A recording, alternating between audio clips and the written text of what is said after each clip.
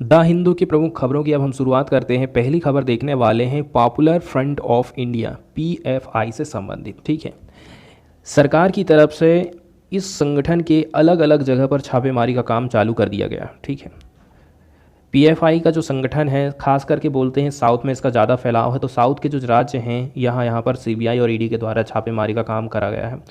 इसी के विरोध में कई जगह पर भारत बंद का आयोजन किया गया है। ठीक है, लोगों के द्वारा विरोध प्रदर्शन का काम किया जा रहा है और इस सरकार की जो कार्रवाई है इसको लोगों के द्वारा गलत ठहराया गया है। इस प्रकार की न्यूज़ हम हाल ही में देखें। पीएफआई को क्रिएट किया गया था 2007 में।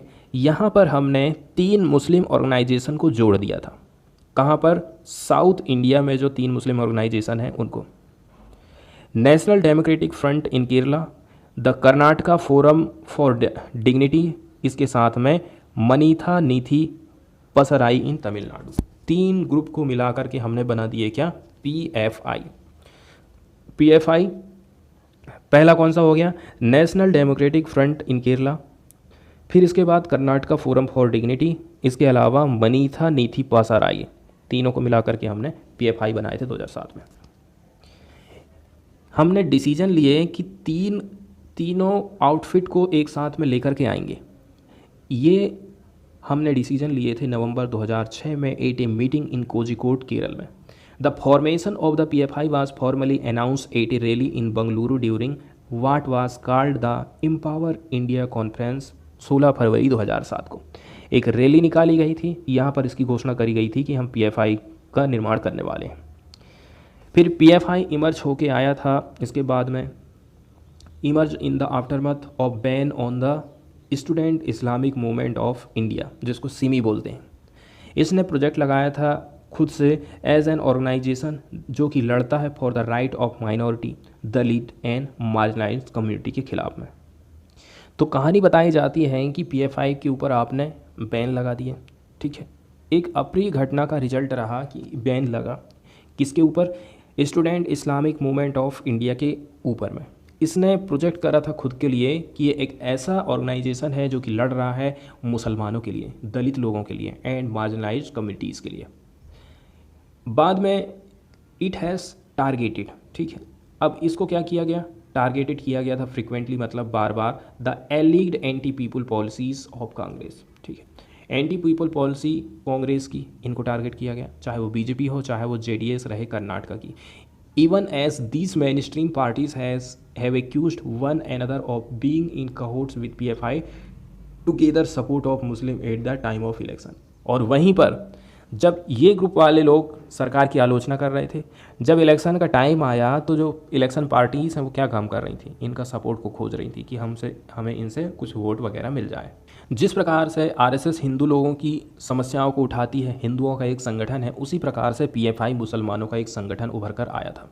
इसने कभी भी इलेक्शन में कॉन्टेस्ट नहीं लिया, भाग नहीं लिया। ठीक है, और ये हमेशा से इन्वॉल्व रहा था, ये कैरी आउट करते रहा था कुछ सोशल काम and Islamic religious work among Muslim on the lines of work done by the right wing RSS, VHP, Hindu Jagran Vedike among the Hindu committees. तो पीएफआई क्या काम करती है?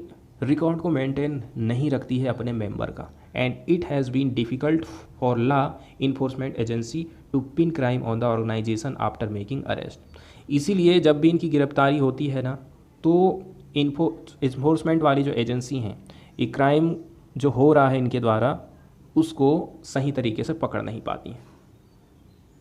अब आगे बताया जाता है कि पीएफआई से ही एसडीपीआई का जन्म हुआ। 2009 में SDPI, social democratic party of India नाम का एक राजनीतिक संगठन मुस्लिम, दलित और जो पिछड़े हुए समुदाय के लोग हैं, इनके राजनीतिक मुद्दों को उठाने के हिसाब से पीएफआई से बाहर हो गया, एक नया संगठन बना लिया एसडीपीआई।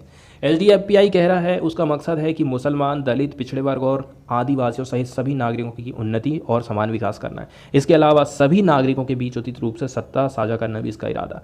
यहाँ गौर करने वाली बात यह है, पीएफआई एसडीपीआई की राजनीतिक गतिविधियों के लिए जमीनी कार्यकर्ताओं को मुहैया कराने का भी काम करता है। अब पीएफआई के ऊपर कई बार शक हुआ है, सरकार इसको हमेशा शक की नज़र से देखती। 2017 में लव जिहाद का आरोप, 2017 में विवादास्पद हादिया केस को ध्यान में रखते हुए एनआईए ने दावा करा था कि पीएफआई ने इस्लाम में धर्मांतरण करवाने का काम करा था। हालांकि 2018 में जांच एजेंसी ने इस बात को मान लिया कि धर्मांतरण के लिए जोर जबरदस्ती नहीं हुई थी। फिर 2019 में श्रीलंका में ईस्टर बम धमाका, इसको भी रिलेट कर दिया गया पीएफआई से। 2019 मंगलुरु हिंसा, 2020 दिल्ली दंगा, 2020 हाथरस दुष्कर्म का मामला, 2020 केरल सोना तस्करी का मामला। इस प्रकार से इसके ऊपर आरोप लगाए जाते हैं।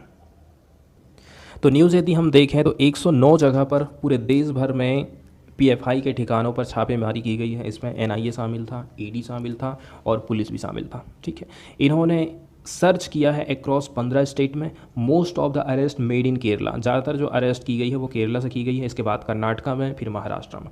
Popular front condemn the operation, term the arrest injustice. PFI का कहना है ये बिल्कुल गलत है, अनजस्टिस है, ऐसा पीएफआई कहती है। एक छोटी सी न्यूज़ आई थी आरएसएस को लेकर के, तो आरएसएस की हिस्ट्री के बारे में भी हम देख लेते हैं। दुनिया का सबसे बड़ा स्वयंसेवी संगठन है राष्ट्रीय स्वयंसेवक संघ। इसकी स्थापना केशव बलराम हेडगेवार ने करी थी। भारत को हिंदू राष्ट्र बनाने के लक्ष्य के साथ 27 सितंबर 1925 को विजयदशमी के दिन आरएसएस की स्थापना की गई थी। इस साल विजयदशमी के दिन संघ अपने 93 साल पूरे कर लेगा और 2025 में ये संगठन 100 साल का हो जाएगा। नागपुर के अखाड़ों से तैयार हुआ संघ मौजूदा समय में आप आज के टाइम में देखोगे तो बहुत बड़ा स्वरूप ले चुका। ठीक है, इसके पहले सरसंघ संचालक जो हेड रहते हैं उनको सरसंघ संचालक कहते हैं। हेडगेवार ने अपने घर पर 17 लोगों के साथ गोष्ठी में संघ के गठन की योजना बनाई थी। इस बैठक में हेडगेवार के साथ विश्वनाथ केलकर, भावजी कावरे, अन्ना साहड़े, बालाजी हुद्दार, बापूराव भेदी, ये सब लोग मौजूद थे। इसका क्या काम होगा, क्या क्रियाकलाप होने वाले, सब कुछ समय के साथ धीरे धीरे तय होता गया। उस वक्त हिंदुओं को सिर्फ संगठित करने का विचार था। यहाँ तक कि संघ का जो नामकरण था राष्ट्रीय स्वयंसेवक संघ 17 अप्रैल 1926 को तय हुआ। इसी दिन हेडगेवार को सर्वसम्मति से इसका मुखिया बना दिया गया, लेकिन सरसंघ संचालक ने नवंबर 1929 में इनको हेड बनाए गए थे। वहीं यदि आप देखोगे तो पॉलिटिकल संघर्ष से भी ये गुजरा है। संघ ने अपने लंबे सफ़र में कई सारी उपलब्धि अर्जित करी हैं, जबकि 3 बार इसके ऊपर प्रतिबंध भी लगा था। राष्ट्रपिता महात्मा गांधी की हत्या को संघ से जोड़कर देखा गया था।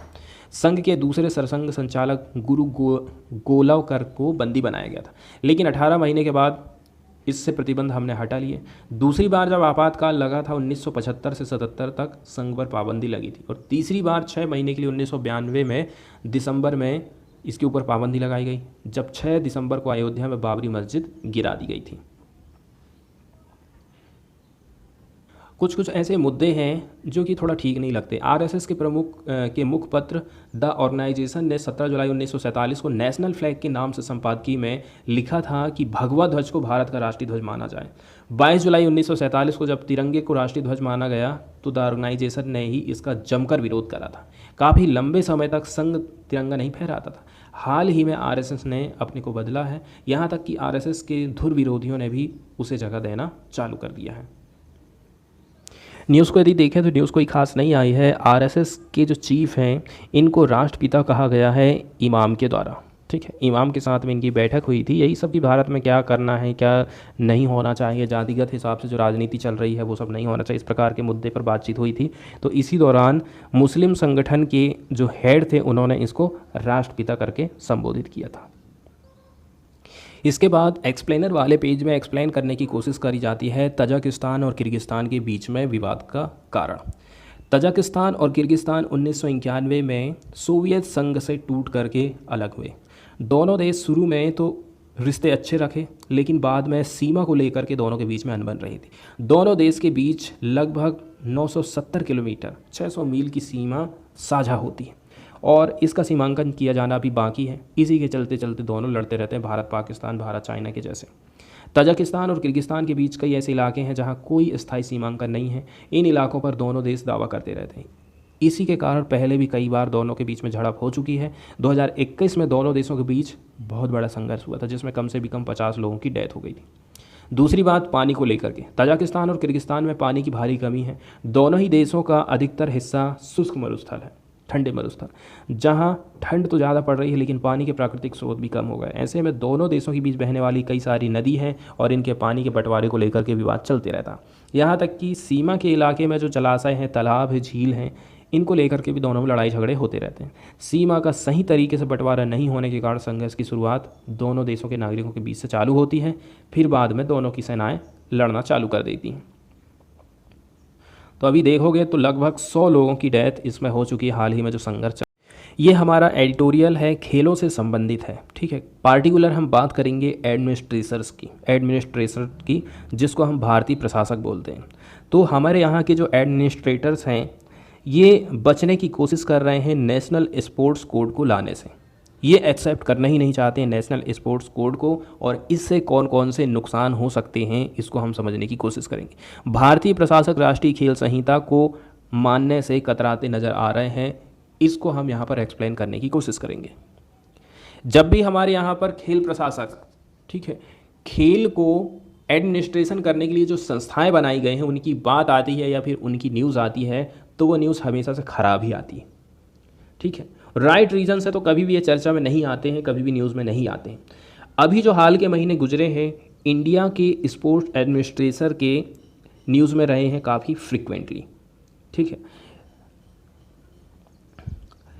कुछ में से तो ऐसा हो गया है कि उनको कोर्ट तक घसीटा गया है, कुछ मामले ऐसे रहे हैं कि जिसमें उनको कहा गया है कि आप रिज़ाइन कर दीजिए, कुछ ऐसा भी है, कुछ अदर प्रकार के क्लेमिंग की गई हैं इस पोस्ट को लेकर के। इस प्रकार की घटनाएं हम घटित होते हुए देख रहे हैं। लेटेस्ट एग्जाम्पल यदि हम देखें तो जो स्पोर्ट्स के ऑफिशियल हैं to hit the headlines news में रहे थे वो थे अनिल खन्ना, जिन्होंने रिज़ाइन कर दिया था वेडनेसडे के दिन एज ए एक्टिंग प्रेसिडेंट के रूप में। किसकी पोस्ट, कहाँ पर ये थे? इंडियन ओलंपिक एसोसिएशन, ये संस्था में एक्टिंग प्रेसिडेंट के रूप में काम कर रहे थे, इन्होंने रिज़ाइन कर दिया, ठीक है। He had assume charge after Narendra Batra was forced to quit in July. अब ऐसा माना जा रहा है कि इनको चार्जिंग मिली थी नरेंद्र बत्रा के बाद में। अब आगे की कहानी आप सुनिए। इंटरनेशनल ओलंपिक कमेटी ने क्या बोला, इसने ये क्लियर कर दिया, it would not recognise any acting president of the IO. हम इस प्रकार के किसी भी आपके यहाँ जो अभी पोस्ट में बैठे हैं इनको हम रिकॉग्नाइज करने वाले नहीं हैं, इंटरनेशनल ओलंपिक कमेटी ने कहा था। क्योंकि आईओसी बिल्कुल भी खुश नहीं है कि आप जो है यहाँ पर इलेक्शन ही नहीं करवा रहे हो, and have not been held and has even threatened India with serious consequence, और कहा कि इंडिया को इसका हर्जाना भुगतना पड़ेगा। जैसे कि इस पोस्ट में आप जिसको रखे थे, टाइम टाइम पर आप पोस्ट बदलते रहिए ना, वो कब होगा? जब आप चुनाव करवाते रहेंगे। इसी के लिए उन्होंने कहा कि आप एक ही व्यक्ति को लंबे समय तक क्यों रखे हो, इसका आपको भुगतान भुगतना पड़ेगा। तो ये जो कमेटी है ये बैन कर सकती है इंडिया को यदि इलेक्शन जो है आयोजित नहीं किए जाते हैं दिसंबर के महीने तक, तभी इंडियन एथलीट्स, ठीक है, then Indian athletes not be able to represent country in event. इससे नुकसान ये होगा कि भारत के खिलाड़ी इंडिया को रिप्रेजेंट नहीं कर पाएंगे, वो उन हिस्सों में खेल में भाग नहीं ले पाएंगे जैसे कि ओलंपिक गेम्स हैं। यहाँ पर इंडिया के जो प्लेयर हैं वो नहीं पार्टिसिपेट कर पाएंगे। इसके साथ साथ में इंडिया को कुछ फंड भी नहीं मिल पाएगा इस कमेटी के माध्यम से। एक महीना की बात ही हुई है कि Gokulam Kerala football team found out what happens when such a ban is enforced. ये केरला की टीम अच्छी तरह से जानती है कि इस प्रकार से यदि उसके ऊपर बैन लगाया जाता है तो क्या होगा। यहाँ के प्लेयर रिटर्न हो गए थे उज्बेकिस्तान से, where they had gone to take part in AFC। ये AFC में पार्टिसिपेट करने गए थे, वुमेंस क्लब चैम्पियनशिप में। अब इनको वापस होना पड़ा क्योंकि यदि हमारे ऊपर बैन लग जाएगा तो हम खेलों में पार्टिसिपेट नहीं कर रहे। रीजन बताया जा रहा है वर्ल्ड फुटबॉल गवर्निंग बॉडी जिसका नाम है फीफा, इसने बैन लगा दिया था ऑल इंडिया फुटबॉल फेडरेशन के ऊपर में। फिर बाद में AIFF ने इस बैन को हटा लिया था। AIFF has conducted its election, but there are other sports such as hockey and table tennis that continue to be run by the court appointed committees of administrator. इस प्रकार की घटनाएं घटित क्यों हो रही हैं? क्योंकि हमारे जो ऑफिशियल्स हैं ना, जितने भी स्पोर्ट को लेकर के संस्थाएं बनाई गई हैं वो एक्सेप्ट नहीं कर रहे हैं national sport development code of India को, जिसको लाया था सेंट्रल गवर्नमेंट ने इंट्रोड्यूस करी थी 2011 में। इसका जो इंटेंशन है वो काफ़ी नोबल है, काफ़ी बढ़िया। By putting a limit to the tenure, एक व्यक्ति किसी पोस्ट पर रहेगा पर्टिकुलर 4 साल 5 साल के लिए, उसकी एज भी निर्धारित कर दी है कि 25 साल 30 साल तक and had the potential to stop sports federation from remaining as a personal, और इसके पास ये भी पोटेंशियल रहेगी कि ये स्पोर्ट फेडरेशन को रोक लगा सकता है कि एक ही व्यक्ति को आप हमेशा बार बार खड़े मत करते रहो, वो लंबे समय तक वो पद में बना ही हुआ है। पॉलिटिक्स का प्रभाव यहाँ पर नहीं होना चाहिए। तो ऐसे समय में जब आप देख रहे हो इंडियन स्पोर्ट्स दिखा रहा है कि हम बेहतर प्रदर्शन कर रहे हैं, टोक्यो ओलंपिक हो, बर्मिंघम कॉमनवेल्थ हो, थॉमस कप हो, चेस के ओलंपियाड हो, भारत काफ़ी बेहतर प्रदर्शन कर रहा है क्रिकेट के हिसाब से। देखो कि खाली क्रिकेट में ही बस हम आगे नहीं हैं। The administrator need to get its act together, तो इसमें एडमिनिस्ट्रेशन को मिलकर के आपस में काम करने की ज़रूरत है।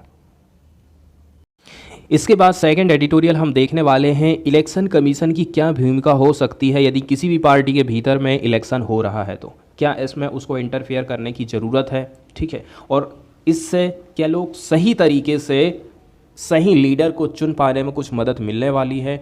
दूसरी बात, इससे एक कंडीशन पैदा नहीं होना चाहिए कि पार्टिकुलर किसी पार्टी का एक ही लीडर, फिर उसके बच्चे भी लीडर बन गए, उनके बच्चे भी लीडर बन गए, इस प्रकार की कंडीशन नहीं होना चाहिए, जिसको हम परिवारवाद बोलते हैं। यही तो कारण है जिसके चलते चलते आज के टाइम में कांग्रेस इतनी पिछड़ गई है, पूरी तरह से समाप्त होने की कगार पर आ गई है, वो केवल परिवारवाद वाली कंडीशन है। और आज के टाइम में हमें सुनाई ये दे रहा है कि कांग्रेस पार्टी के भीतर में जो इनर इलेक्शन हो रहा है, इनर पार्टी इलेक्शन हो रहा है, उसमें दो लोग खड़े हो रहे हैं। गांधी परिवार का किसी का भी नाम सामने अब तक नहीं आया।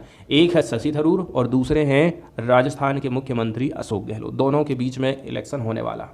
देखिए, हमारे यहाँ जो इलेक्शन होगा इसमें वोटिंग का प्रावधान रहेगा, लेकिन अमेरिका जैसे देशों की यदि हम बात कर लें तो यहाँ पर एक मजबूत नेता का चयन किया जाता है, ठीक है, और वो मजबूत नेता कैसे करके निकलता है, दोनों के बीच में वाद विवाद कराया जाता है। इसमें जो जीतता है उसको फिर उस पार्टी का हेड बना दिया जाता है, मुखिया बना दिया जाता है। लेकिन यहाँ से एक समस्या ये भी उत्पन्न हो जाती है कि इससे उस किसी एक नेता की छवि खराब हो जाएगी, कांग्रेस की कुछ कमियां भी निकल कर सामने आ जाएंगी। इस चक्कर में कई सारे देश की पार्टियां ना वाद विवाद वाली प्रथा को नहीं अपना रही हैं। यहाँ पर एक वर्ड यूज़ किया गया है इंसिस्ट, ठीक है। इंसिस्ट का मतलब ये होता है किसी बात पर आग्रह करना, खुद के लिए या फिर दूसरों के लिए। टू से strongly that you must have और डू समथिंग, आपको कुछ करना चाहिए, आपको कुछ करना चाहिए, और that somebody else must do something, या फिर किसी को कुछ करना चाहिए, इसका मतलब होता है इंसिस्ट। तो यहाँ पर हम समझने की कोशिश करेंगे हमारा ये जो इलेक्शन कमीशन ऑफ इंडिया है, क्या ये कुछ कर सकता है यदि किसी भी इनर पार्टी के बीच में इलेक्शन हो रहा है। जैसे कि आज के टाइम में कांग्रेस की हम बात कर रहे हैं, कांग्रेस का चुनाव हो रहा है, ठीक है, यहाँ पर उसका हेड चुना जाएगा, और जब हेड चुना जाएगा तो आप समझ लीजिए ये विपक्ष का एक नया नेता कांग्रेस को मिल जाएगा, और ये जो नया नेता है प्रधानमंत्री के एकदम समकक्ष होता है। आने वाले टाइम का प्राइम मिनिस्टर कौन रहता है, विपक्ष का नेता होता है, इसलिए बहुत महत्वपूर्ण हो जाता है। तो आप ये देख रहे हैं कि कांग्रेस ने अपना माइंडसेट बना ली है कि हम इलेक्शन कराने वाले हैं the post of party president के लिए, पार्टी के प्रेसिडेंट के लिए कांग्रेस अब इलेक्शन करने वाली। 1998 से आप देख लोगे ना, barring her son Rahul Gandhi 2 year term, Rahul Gandhi 2 साल तक प्रेसिडेंट रहे थे इस पार्टी के। Sonia Gandhi has been party president, इसके पहले सोनिया गांधी रहा करती थी, और यही तो एक रीज़न है जिसके चलते चलते कांग्रेस आज के टाइम में एकदम ख़त्म हो गई। परिवारवाद का आरोप जो लगाया जाता है तो वो आज के टाइम में कांग्रेस छोड़ रही, देखना पड़ेगा कि कितना ज़्यादा असर लोगों के मन में हो पा रहा है। तो इसी के चलते चलते एक डिबेट उत्पन्न हो गई है कि क्या जो इंटरनल इलेक्शन हो रहे हैं ये अनिवार्य कर देना चाहिए सभी पार्टी के लिए, बीजेपी के लिए, कांग्रेस के लिए, आम आदमी पार्टी के लिए। यहाँ पर हम डिस्कस करने की कोशिश करेंगे करंट की सिचुएशन को, और क्या हम कर सकते हैं, दोनों प्रकार के क्वेश्चनों को हम सॉल्व करने की कोशिश करने वाले हैं।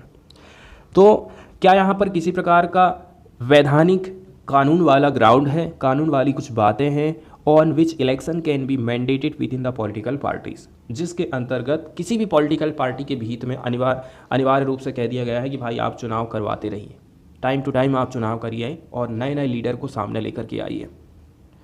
तो इसी का यहाँ पर आंसर दिया जाता है कि देख लो, एक्चुअली यदि हम बात करें ना, इस प्रकार का किसी भी प्रकार का कानून नहीं बनाया गया।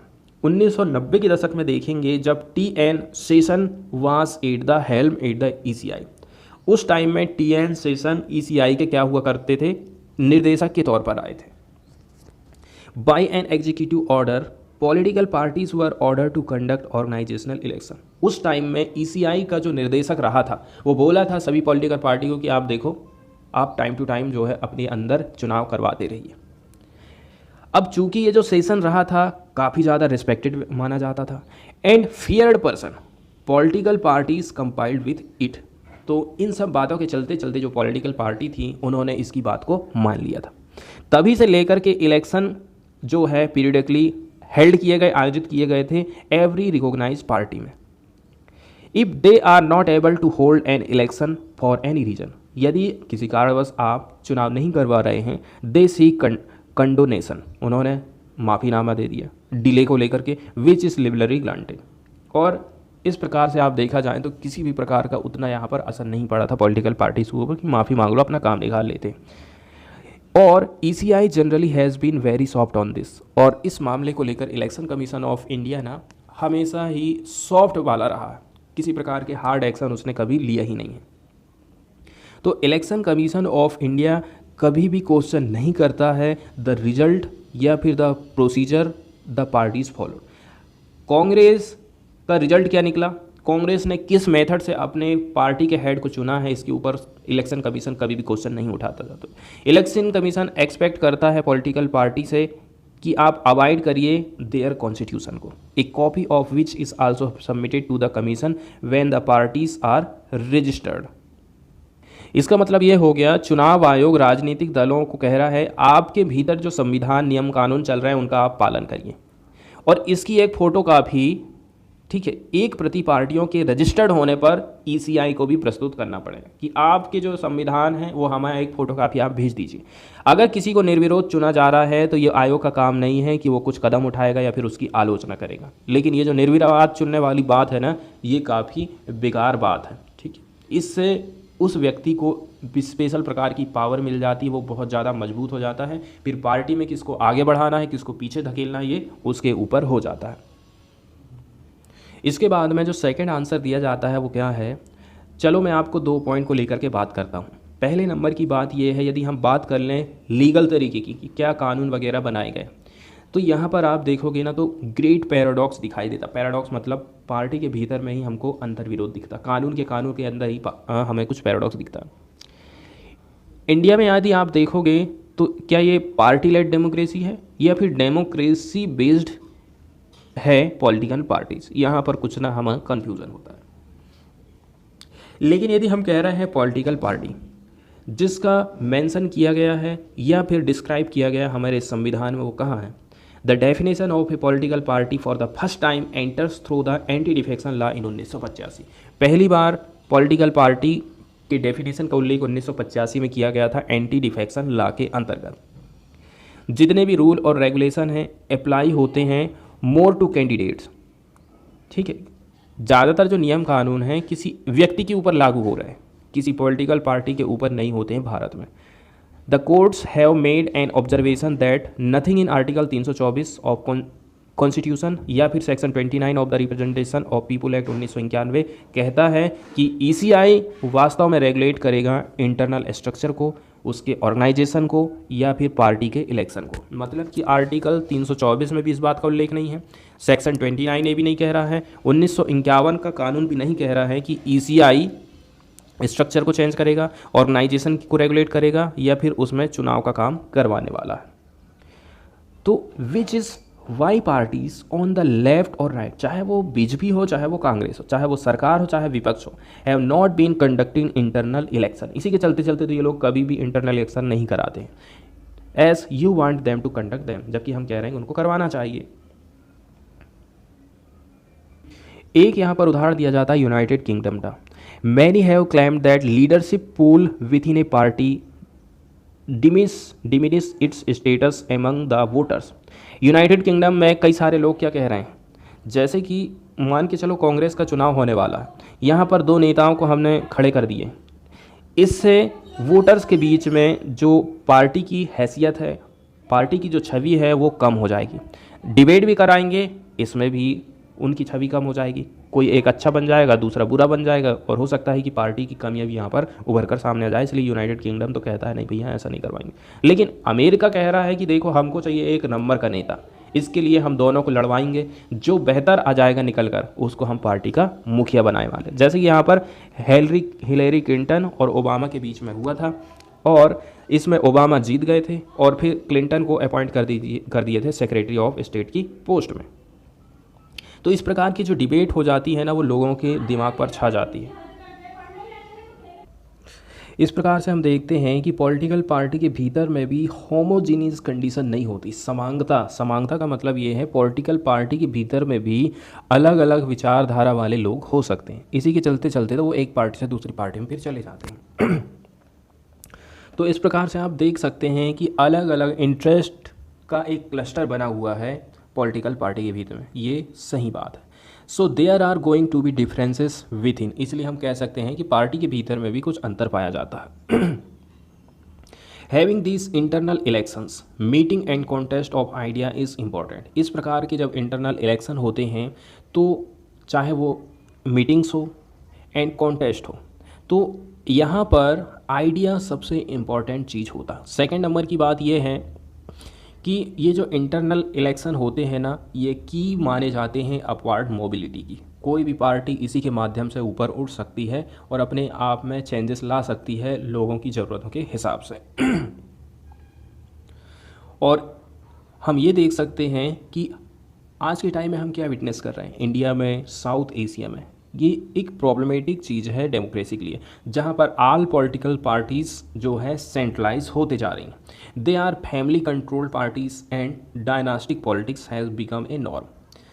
ठीक है, आज के टाइम में ऐसा हो गया है कि पॉलिटिकल पार्टी एक केंद्रीय पार्टी के तौर पर उभर कर सामने आने लगी हैं। फैमिली के द्वारा कंट्रोल होने लगी हैं। अभी बाप बना था, उसके बाद उसका बेटा बनेगा, फिर उसका बेटा बनेगा। इस प्रकार से लीडरशिप उनके हाथ में जाती रहती है। तो इस प्रकार की कई प्रकार की पॉलिटिकल पार्टीज़ हैं जिसका नाम आप गिना सकते हो, जो कि लगभग सर्वाइव करी हैं 30 सालों तक इंडियन पॉलिटिक्स में, and are today not controlled by a political family. और ऐसी भी बता देंगे जो कि पॉलिटिकल फैमिली के हिसाब से कंट्रोल नहीं की जा रही हैं। इसके बाद एक क्वेश्चन और यहाँ पर उठता है कि इस प्रकार के जो चुनाव हो रहे हैं, क्या इसमें सरकार को अपना पैसा खर्च करना चाहिए? ये पैसा आखिर आएगा कहाँ से? Would the state funding of elections bring in more democracy and accountability with in political parties? Political parties के बीच में ज़्यादा से ज़्यादा अकाउंटेबिलिटी लाने के लिए क्या सरकार की तरफ से कुछ फंडिंग प्रोवाइड करने की ज़रूरत है? यहाँ पर एक क्वेश्चन उठाया जाता है। तो ये जो क्वेश्चन है टोटली डिफरेंट क्वेश्चन है और डिबेट का एक मुद्दा है। देखिए, मैं जो है स्टेट फंडिंग के खिलाफ में हूँ इलेक्शन के लिए, but instead the government must consider state funding of political parties. ठीक है, लेकिन गवर्नमेंट को ऐसा कंसिडर करना चाहिए। करेंटली क्या काम करते हैं? They have to beg, borrow and steal to run their outfit. चुनाव लड़ने के लिए आज के टाइम में पॉलिटिकल पार्टीज़ क्या काम करती हैं? पैसे उधार लेंगी, कोई बड़े बड़ी फर्म हैं उससे सपोर्ट हासिल कर लेंगी, फिर उनके हिसाब से काम करते रहती हैं। तो इस प्रकार की घटनाएं घटित होती हैं। They take money from corporates, of course there are no free lunches. लेखक का कहना है ये जो पैसा है सरकार किस हिसाब से दे सकती है। जैसे कि मैं चुनाव लड़ा था तो मुझे कितने वोट मिले, उस हिसाब से सरकार मुझे 100 रुपया दे देगी। फॉर एग्जाम्पल, एक वोट यदि मैं जीता था तो मुझे 100 रुपया मिलेंगे कि मैं अभी कॉन्टेस्ट में लड़ सकता हूँ। The formula I suggest is completely objective. Receive money as per the number of votes polled for you.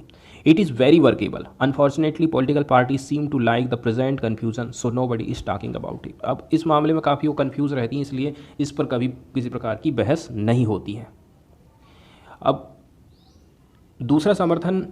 दूसरे लेखक के द्वारा यहाँ पर समर्थन दिया जाता है कि मैं पूरी तरह से इस बात से सहमत हूँ कुरैशी की। There has been always a conversation और internal regulation of political parties. हमेशा से बातचीत रही है कि जो पॉलिटिकल पार्टी है उनके बीच में रेगुलेशन होना चाहिए।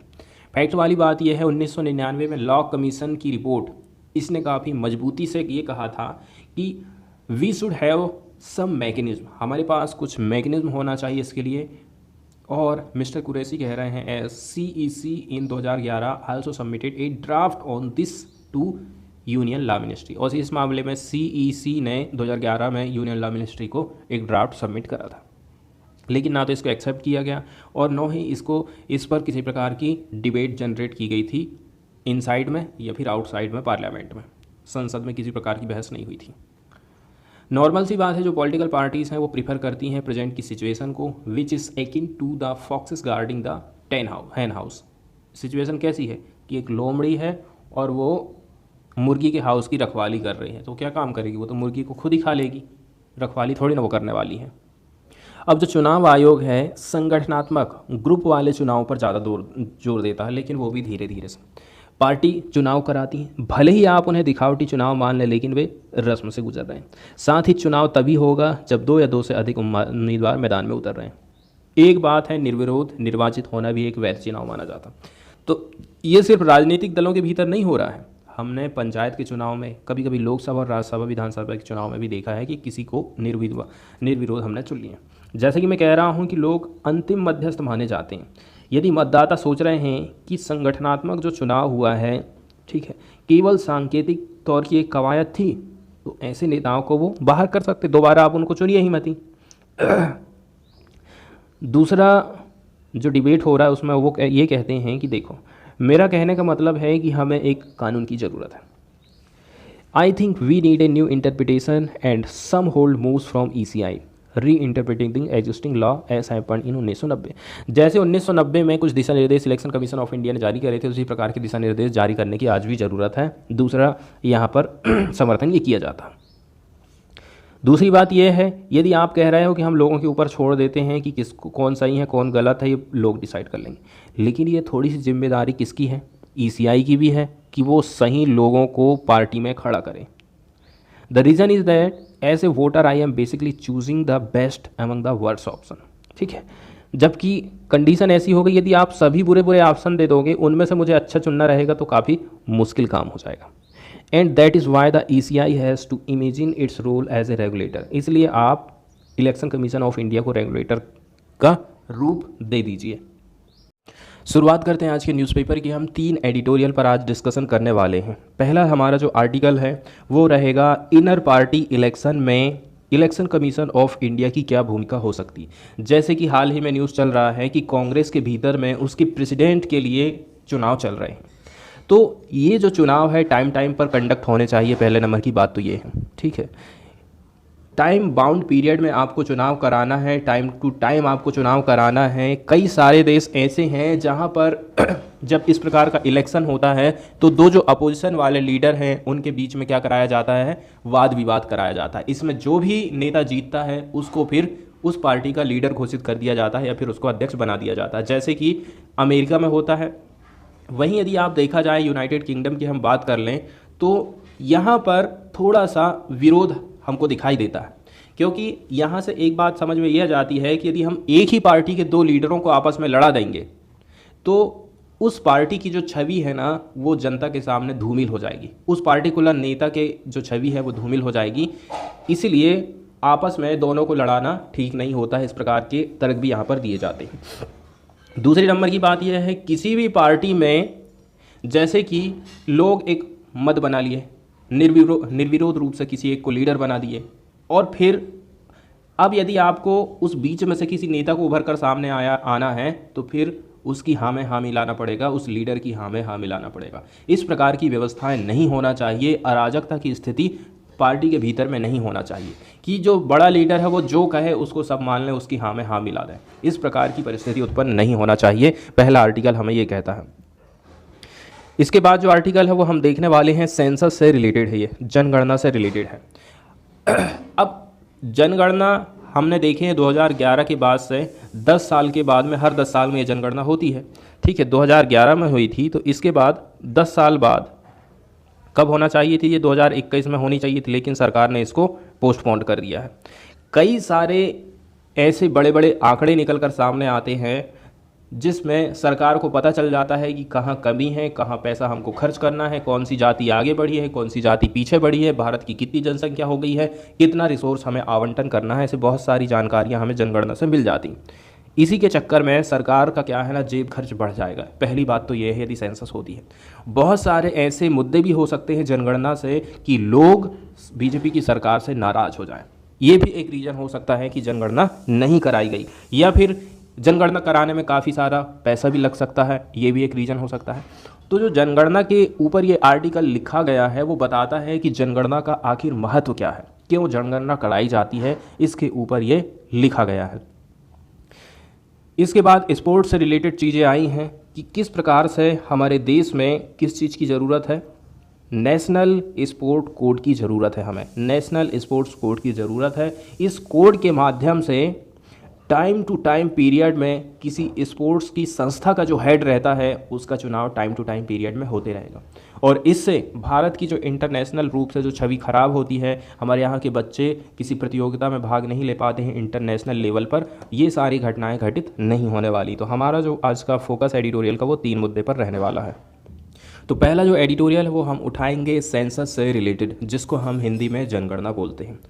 जनगणना का मतलब केवल ये नहीं है कि हम लोगों की संख्या को काउंट कर रहे हैं कि भारत की जनसंख्या 130 करोड़ थी, अब ये बढ़कर के 150 करोड़ होने वाली है, हम चाइना को पछाड़ने वाले।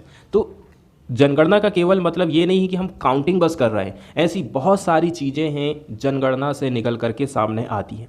एग्जाम्पल के तौर पर देख लो, जनगणना का सर्वोत्तम उदाहरण की सबसे अच्छी जगह हमने यूज़ करे थे वो क्या था, दुनिया में कहीं पर भी आप देख लोगे जनगणना के सर्वोत्तम उपयोग तो वो हुआ था संयुक्त राज्य अमेरिका में। जब 1850 और 1860 में गुलामी विरोधी प्रचारकों ने गुलामी के उन्मूलन के लिए समर्थन में लगातार 2 राष्ट्रीय जनगणनाओं का इस्तेमाल किया था और बता दिया था कि देखो गुलामी के जो आंकड़े हैं बढ़ते जा रहे हैं, इन्हें हमें ख़त्म करने की ज़रूरत है। उन्होंने जनगणना से डेटा निकाला और सरकार को बता दिया कि देखो ये हालत है हमारे देश में गुलामों की, इनको हमें मुक्त कराने की ज़रूरत है। उन्होंने ये दिखा दिया था कि अमेरिका में गुलामों की संख्या बढ़ते जा रही है, जबकि जो गुलाम के समर्थक राजनेता कहते थे कि नहीं इनकी संख्या नहीं बढ़ रही है। इस प्रकार से कई सारे खुलासे जनगणना के माध्यम से हुए थे। अब हम देख रहे हैं कि हमारे देश में जनगणना को किस प्रकार से साइड में कर दिया जा रहा, ठीक है, जनगणना को लोगों के सामने में नहीं रखा जा रहा, उसका कैलकुलेशन नहीं किया जा रहा। भारत की जो पहली जनगणना की गई थी इसके बारे में आप सभी जानते हैं 1872 में, जो देश के अलग अलग हिस्सों में अलग अलग टाइम में हुई थी, गैर समकालिक रूप से, जिसको हम बोल सकते हैं कि बिहार में अभी हो गई, फिर कुछ महीने बाद मध्य प्रदेश में होगी, फिर छत्तीसगढ़ में होगी, इस प्रकार की गणना हुई थी। इसके बाद भारत कई सारी बीमारियों को फेस किया, वर्ल्ड वार हुए, भारत का विभाजन हुआ, कई प्रकार के उथल पुथल के उदाहरण हम देखें। इसके बाद भी 1881 से लेकर के 2011 तक कंटिन्यू हमने हर 10 साल में जनगणना करी थी। इसके बाद सरकार ने बहाना ला दिया कोविड-19 का, कह दिया कि कोविड-19 के चलते चलते हम जनगणना नहीं कर रहे हैं। लेकिन ये तो सरकार का एक बहाना है।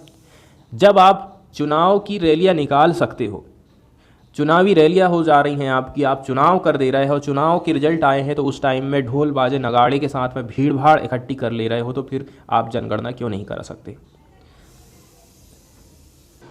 इस प्रकार से हम देख रहे हैं कि पहले भारत कितनी चिंता करा करता था अपनी जनगणना को लेकर के, और आज के टाइम में आप देख लोगे कि भारत ऐसा क्यों नहीं कर रहा, आखिर क्या बात हो गई है।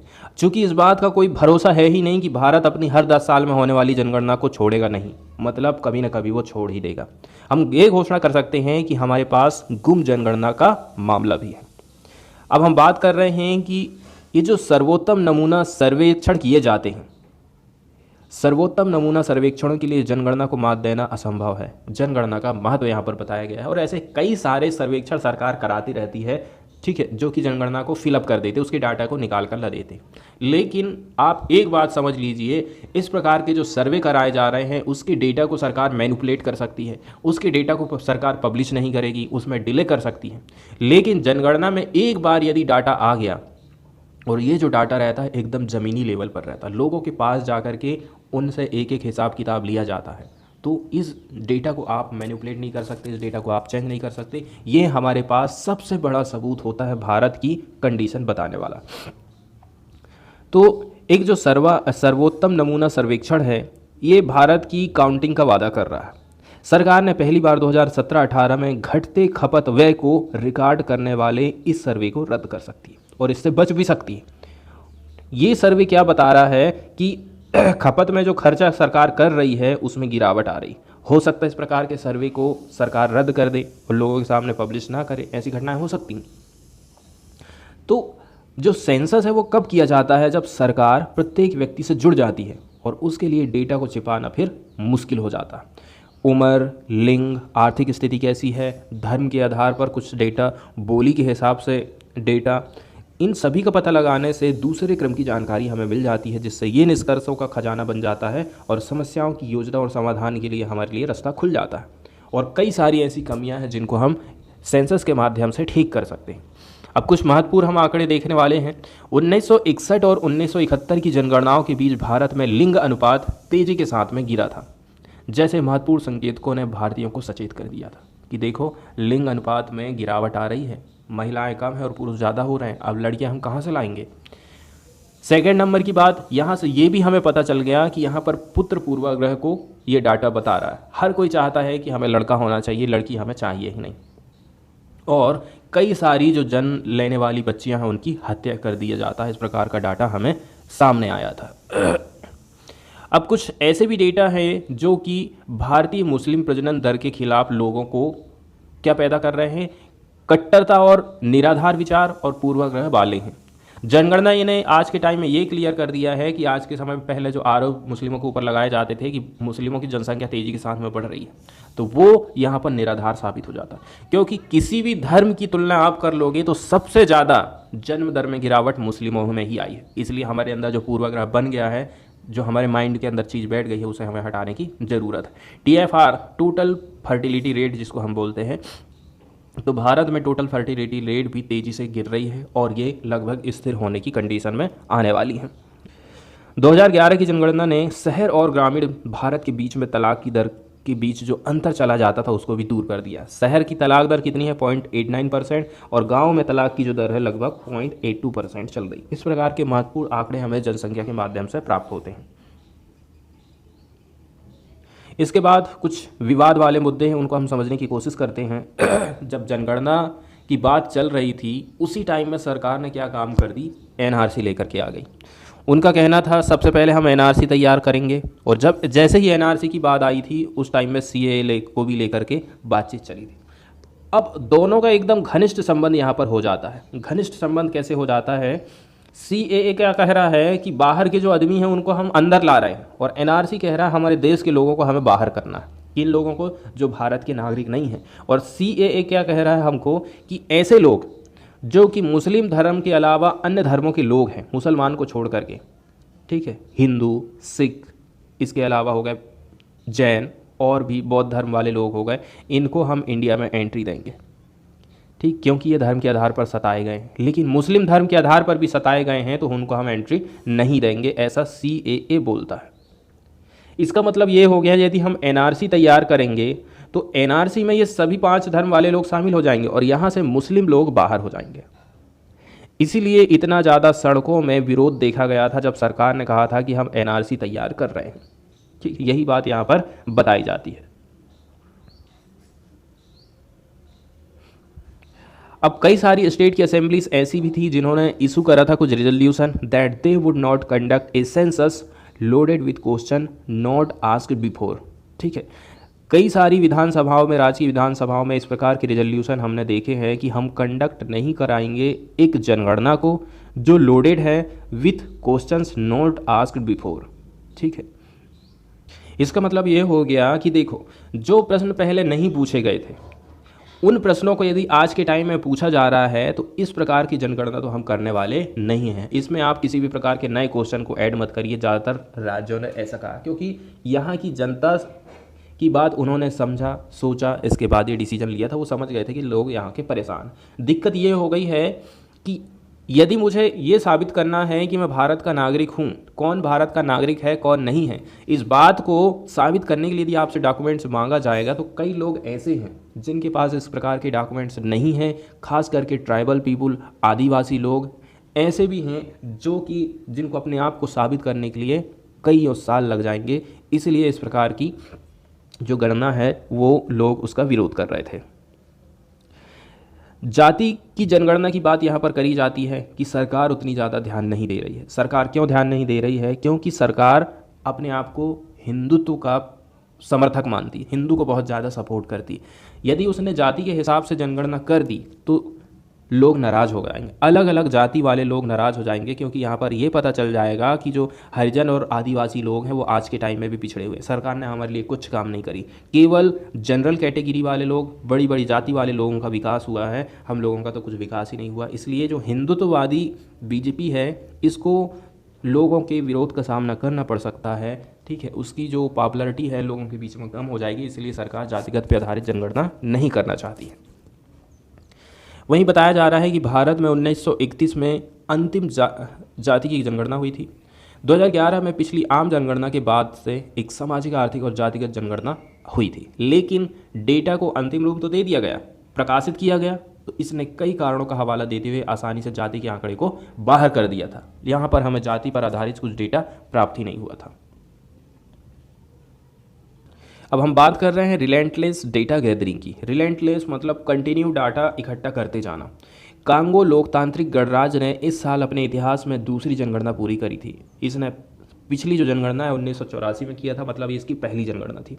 जनगणना को शांतिपूर्वक आयोजित करने की क्षमता, ठीक है, और कोई ज़बरदस्ती नहीं है, एक सभ्य राज्य, सभ्य सरकार और मामलों की स्थिति की पहचान बताता है। भारत यदि कुछ अन्य देशों की श्रेणी में भी शामिल हो सकता है, ये कोई नई बात नहीं है। जो 1990 के बाद से बिना जनगणना के जी रहे हैं, ऐसे कई सारे देश हैं, जैसे कि अफगानिस्तान 1979, लेबनान 1932, सोमालिया 1985, उज्बेकिस्तान 1989 और पश्चिमी सहारा 1970 हो गया। 1998 के बाद एक जनगणना करने में पाकिस्तान को लगभग 20 साल लग गए थे, ठीक है। ये 2017 में एक मैनेजमेंट किया था, और ये अंतर उसकी शिथिलता को बता रहा है, उसकी अक्षमता की बात करता है, और उस सच्चाई को सुनने की कोई भी इच्छा नहीं थी जिसे फेंके गए तथ्य ये बता देंगे। अब भारत में जो जनगणना होने वाली है, यहाँ पर समस्या हो जाती है एक और, आधार कार्ड को सरकार जोड़ने की बात कह रही है, आधार कार्ड का डेटा यहाँ पर एंटर करने की बात कह रही है।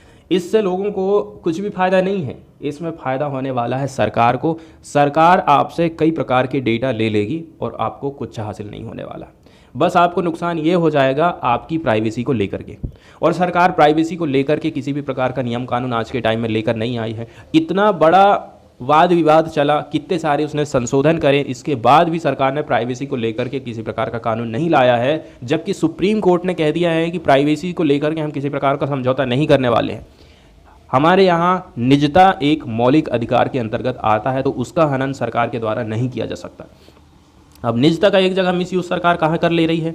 सरकार अपराधियों का पहले जितना भी डेटा कलेक्ट करती थी, आज के टाइम में उससे कहीं ज़्यादा उसका डेटा को कलेक्ट कर रही, और हो सकता है फिर उस डेटा का कहीं वो मिसयूज़ कर ले, जैसे कि चुनाव से संबंधित मामले में हो सकता है चुनाव जीतने में इसका वो प्रयोग कर ले, आपके माइंड को पढ़ने में इसका यूज़ कर ले, ऐसी बहुत सारी चीज़ें हो सकती हैं। तो हाल ही में सरकार ने एक नियम कानून लेकर के आई है, ठीक है, जिसके अंतर्गत बहुत सारा डेटा है जिसको सरकार एक्सेस कर पाएगी, उसको कई साल तक के, लगभग 70-75 साल तक वो उसको सेव करके रखने वाली है। जैसे कि कुछ आपके बायोमेट्रिक जैविक नमूने हो सकते हैं, रेटिना का स्कैन है, बायोमेट्रिक्स, दोषी, गिरफ्तार या हिरासत में लिए गए व्यक्तियों के व्यवहार संबंधी गुणों को वो कलेक्ट करने में सक्षम हो जाएगी। इसका नाम रखा गया आपराधिक प्रक्रिया पहचान अधिनियम नियम 2022, इसको उसने अधिसूचित किया था। जबकि कई सारे हाई कोर्ट हैं, यहाँ पर इस अधिनियम को चुनौती दी गई है, उसकी सुनवाई चल रही है। इसके बाद भी सरकार